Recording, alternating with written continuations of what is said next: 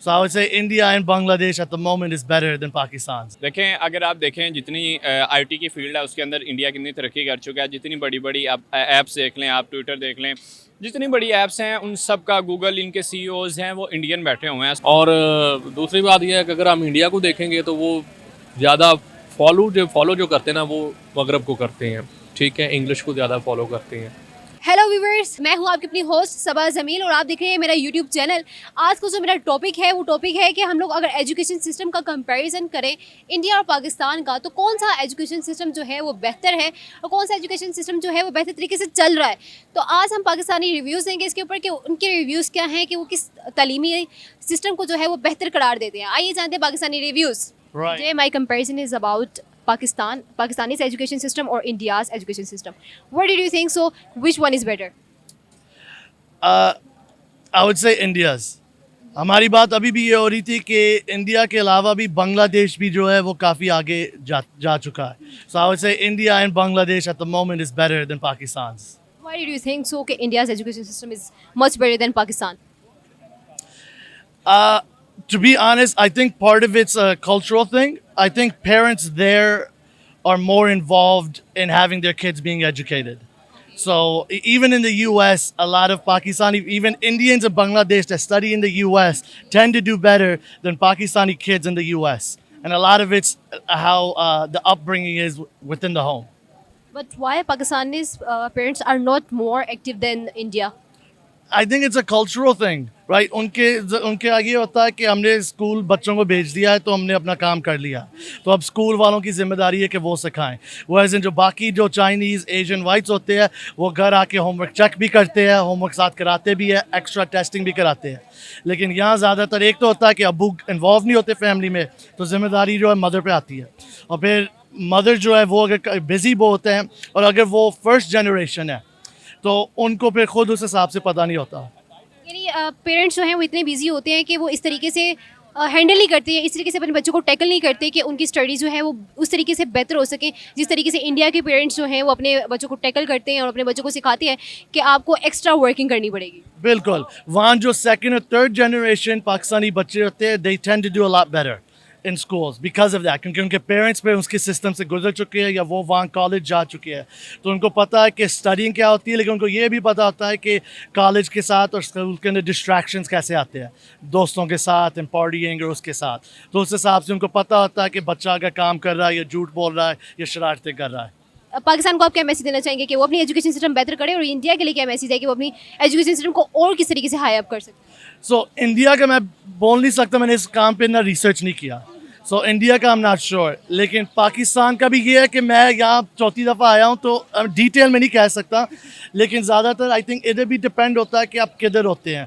यहाँ बहुत फ़र्क है कि आप लाहौर में पढ़ रहे हैं या आप कोई गग्गो या कोई छोटी जगह में पढ़ रहे हैं, तो यहाँ बहुत सारे बच्चों को लगता है कि अनलेस वो कोई बड़े शहर में जाए उनको सही एजुकेशन नहीं मिलती। तो यूएस में क्या उन्होंने एक एजुकेशन बनाया होता है प्रोविंस का, तो आप किसी भी शहर में हो उस प्रोविंस के अंदर एजुकेशन सेम है, लेकिन मुझे लगता है यहाँ के स्टैंडर्ड्स कंसिस्टेंटली रहते from city to city, town to town.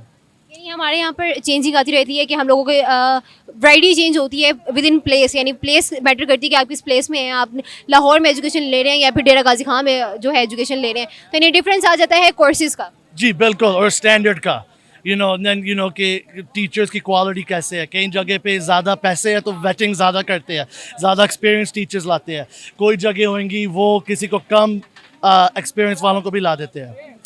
और फिर होता है कि स्कूल कैसे रन करता है, टीचर्स को कैसे क्वालिफिकेशन देता है। अस्सलाम वालेकुम। वालेकुम सलाम। सर, आपका नाम? बॉबी बर्ड।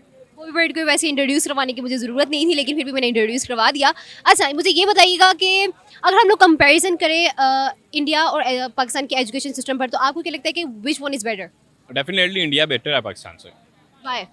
देखें, अगर आप देखें जितनी आईटी की फील्ड है उसके अंदर इंडिया कितनी तरक्की कर चुका है। जितनी बड़ी बड़ी आप ऐप्स देख लें, आप ट्विटर देख लें, जितनी बड़ी ऐप्स हैं उन सब का गूगल इनके सीईओज हैं वो इंडियन बैठे हुए हैं। सो आई थिंक जो इंडियन जो ज़्यादा क्या उसका नाम है बड़ी बड़ी ऐप्स के अंदर सीईओज हैं और ज़्यादा तरक्की कर रहे हैं, तो इंडियन ही एजुकेशन के अंदर बेहतर होंगे।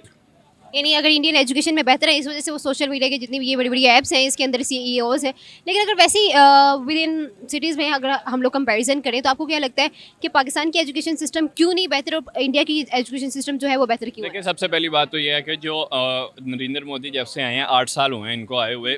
पाकिस्तान के लिए मैं नहीं कहता कि इनके कैसे रिलेशन है पाकिस्तान के साथ, बट एज अ नेशन अपनी कौम के साथ जो इनकी एक मोहब्बत है, एक कौम के लिए जो ये ग्रास रूट लेवल से अपनी कौम को बड़े अच्छे तरीके से स्टेबल कर रहे हैं। और मैं ये कहूँगा, देखें, पाकिस्तान इसलिए बेहतर नहीं है स्टडी में कि पाकिस्तान के अंदर जो सिलेबस मेरे वालिद साहब ने पढ़ा था वही मैं पढ़ रहा हूँ अभी तक।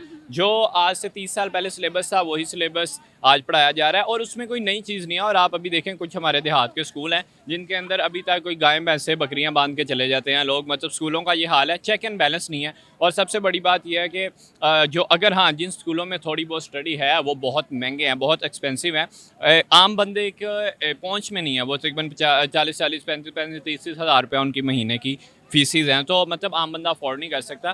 सो आई थिंक कि हमें सिलेबस को बेहतर करना चाहिए और चेक एंड बैलेंस रखना चाहिए। देखें ना, उस्ताद आता नहीं है, आता है हाजिरी लगवाता है और स्कूल से बाहर चला जाता है। उसके बाद पीएन होता है स्कूल के अंदर और चौकीदार होता है और बच्चे आते हैं अपनी मर्ज़ी से, कुछ पढ़े ना पढ़े, और वापस चले जाते हैं। सबसे पहले तो पाकिस्तान को बजट अपने बेहतर, देखें स्टडी का बजट ही कोई नहीं है, इनको बजट बढ़ाना चाहिए। और उसके बाद देखें हमें सीखना चाहिए नेबर कंट्री से, क्योंकि वो हम एक ही दिन आज़ाद हुए, 75 साल हो गए हैं दोनों मुल्कों को आज़ाद हुए हुए। सो हम क्यों नहीं उनका मुकाबला कर पा रहे। बात यह है कि इधर जो 225 230 जो ख़ानदान है ना सियासत वाले, उनके अंदर से पैसा निकल के ना पूरी कौम में डिवाइड नहीं हो रहा। जब उनके अंदर से निकल के पैसा पूरी कौम के अंदर डिवाइड होगा, वो अपने ख़ानदान का सोचने की बजाय पूरे नेशन का, पूरे मुल्क का सोचेंगे, तो पाकिस्तान तरक्की करेगा। आपको लगता है कि सिलेबस में अमेंडमेंट के थ्रू हमारी जो क्वालिफिकेशन है, हमारी जो एजुकेशन सिस्टम बेहतर से बेहतर हो सकता है? ज़ाहिर बात है, आप सिलेबस को बेहतर करें और आप सीखें ना कि दूसरे लोग क्या कर रहे हैं। देखें, पता क्या होता है, मैट्रिक करता है पाकिस्तान का बच्चा, उसको मैट्रिक के बाद यही नहीं पता होता कि उसने आगे किस फील्ड में जाना है। आप दूसरी जितनी भी कंट्रीज़ देखें, पहली क्लास से बच्चे को पता कि मैंने अगर फुटबॉलर बनना है तो मैं फुटबॉल अकेडमी जाऊँ, अगर मैंने क्रिकेटर बनना है मैं क्रिकेट अकेडमी जाऊँ, अगर मैं किसी और फील्ड में जाना है तो मैं शुरू से उसी में जाऊँ। अब मेरा एक दोस्त था, अब उसने यूनिवर्सिटी के अंदर काफ़ी फील्ड में अप्लाई किया। मैंने कहा इतनी ज़्यादा फील्ड में अप्लाई कर दिया। उसने कहा यार जिस हिसाब से नंबर होंगे, जहाँ आएगा नाम वहाँ वो फील्ड होगी। मतलब उसको यही नहीं पता कि मैंने फील्ड कैपेबिलिटी क्या है, चूज़ क्या करनी है। वो कहता है नंबर के हिसाब से, जो भाई अगर वो उसने केमिस्ट्री के अंदर आगे जाना है, अगर फैशन के अंदर उसके नंबर के हिसाब से आ गया तो वो आगे फैशन की डिग्री कर रहा है। यानी आपको लगता है कि फ्यूचर काउंसलिंग होनी चाहिए? बिल्कुल होनी चाहिए। आपको पता होना चाहिए कि आपने नेक्स्ट आगे क्या करना है। फिर जब आपको पता होता है, आप प्लानिंग से चलते हैं, तो फिर आपके मुल्क के लिए भी आप एक अच्छा कारकर्दगी इख्तियार करेंगे और अपने लिए भी ये बेहतर होगा। अस्सलाम वालेकुम। वालेकुम सलाम। सर, आपका नाम? सरफराज। सरफराज भाई, मेरा जो आज का मेन टॉपिक है वो ये है कि अगर हम लोग कंपैरिजन करें इंडिया और पाकिस्तान के एजुकेशन को, तो आपको क्या लगता है किसका एजुकेशन सिस्टम जो है वो ज़्यादा बेहतर है? दोनों का ही है, लेकिन जो है ना हमारा जो पाकिस्तान में अगर आप देखा जाए तो इंडिया से हम कंपैरिजन करें तो हमारा जो ना तलीमी निज़ाम जो ना मेरे ख्याल में पिछले 10 सालों से इस साल में जो ना वो बहुत ज़्यादा बेस्ट हो चुका है। मतलब नई यूनिवर्सिटीज़ बन चुकी हैं, तलीमी मेयार को बेहतर बनाया गया है। इसके अंदर जो भी कमी पेशी थी उसको जो है ना वो मतलब किया गया है। लेकिन इंडिया के अंदर भी बहुत ज़्यादा इस चीज़ के ऊपर तवज्जो दी जा रही है और उनका मेयार भी बहुत बेस्ट है। डिग्रीज वगैरह जो भी है ना उनकी, मतलब एक वर्ल्ड के अंदर जो है ना वो सही उनकी एक वैल्यू है।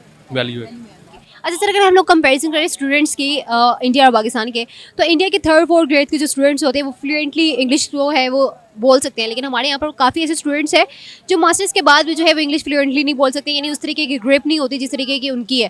तो आपको क्या लगता है कि ये एजुकेशन सिस्टम की बेस पर नहीं हो रहा? ये डिपेंड करता है मीडियम पे कि मीडियम कौन सा है। हमारे ज़्यादा मोस्टली मेरे ख्याल में जितने भी गवर्नमेंट के स्कूल हैं, शायद अभी उन्होंने जो है ना वो इंग्लिश जो है ना मतलब सब्जेक्ट लगा दिया उन्होंने, प्राइमरी से कर दिया उन्होंने। मगर पहले हमारा यह था कि हमारे मतलब 6th क्लास से जो है ना वो इंग्लिश शुरू होती थी। अभी उन्होंने मतलब कंप्लीट सब्जेक्ट ही जो है ना वो उसमें इंग्लिश मीडियम कर दी हैं। लेकिन ये एक डिपेंड करता है कि एक लैंग्वेज जो है ना एक मीडियम कौन सा। हमारे मेरे ख्याल में कोई 70% जितने भी स्कूल्स हैं ना पाकिस्तान के अंदर वो उर्दू मीडियम के ऊपर है और बच्चों की बेस जो है ना वो उसके ऊपर बनाई जाती है। और फिर एक इन्वायरमेंट जो होता है ना वो बहुत डिपेंड करता होता है उनका। हमारे जो एक कौमी लैंग्वेज हम लोग उसको ज़्यादा प्रेफर करते हैं स्कूल्स के अंदर, जैसे कि उर्दू अदब हो गया, ठीक है, उसके ऊपर जो टोटली उर्दू, उसके अंदर इंग्लिश उसके करीब भी नहीं लाना चाहिए, यानी कि वो अपोजिट चीज़ें हो जाती हैं दोनों के वहाँ पे। और दूसरी बात यह है कि अगर हम इंडिया को देखेंगे तो वो ज़्यादा फॉलो जो करते हैं ना वो मगरब को करते हैं, ठीक है, इंग्लिश को ज़्यादा फॉलो करते हैं।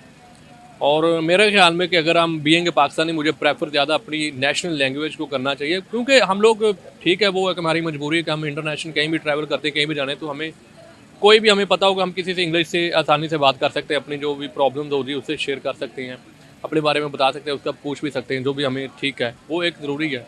लेकिन ठीक है, उनका म्यार भी बेहतर है, अगर वो लीड कर रहे हैं इसमें तो वेल एंड गुड, अच्छी बात है। बहुत शुक्रिया सर आपको, थैंक यू वेरी मच।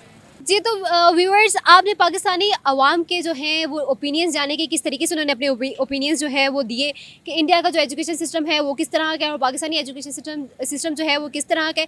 उम्मीद है कि आज का प्रोग्राम आपको अच्छा लगा होगा और इसी के साथ अपनी होस्ट को इजाज़त दीजिए। अल्लाह हाफिज़, अल्लाह निगहबान। लेकिन हाँ, बात तो मैं भूल ही गई बीच में, बात क्या करने वाली थी मैं कि मेरा चैनल सब्सक्राइब करना तो बिल्कुल ना भूलिएगा। अगर आपको मेरे प्रोग्राम्स अच्छे लग रहे हैं तो अपने फ्रेंड्स के साथ शेयर करें और कमेंट करना तो बिल्कुल ना भूलिएगा।